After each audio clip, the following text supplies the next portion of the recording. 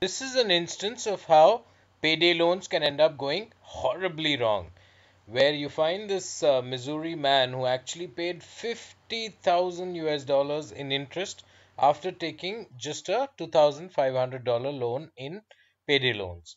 So, therefore, yes, the interest rates are astronomically high, no doubt about it, but at the same time, it also shows the fact that you really need to be prudent with these payday loans. Otherwise, they can cost you big, big, big time. And the story is weird because he actually just took $2,500, that too in you know bursts of $500 each.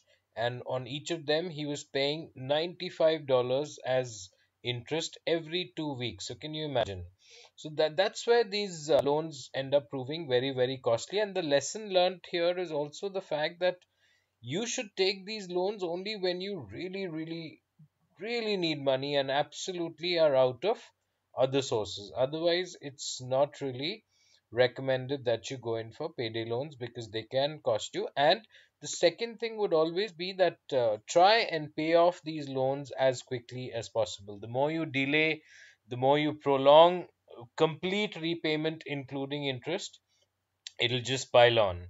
So if it's an emergency and your loan actually meets that emergency, fulfills that emergency requirement, as soon as possible you pay it off completely with your interest obligation and be done with it. You roll on and it can just go on and on and on.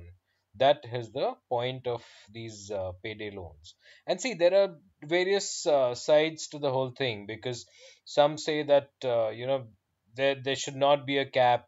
This guy is calling for a cap of 36%, whereas if you look at the Community Financial Services Association of America, it argues against a cap on payday loan interest rates because, see, there is essentially no real background check as such.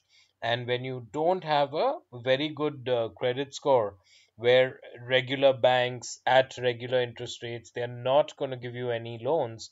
That's where these, you can say, loan sharks, they come into the picture. And they are taking that risk on you, and that risk comes at a price.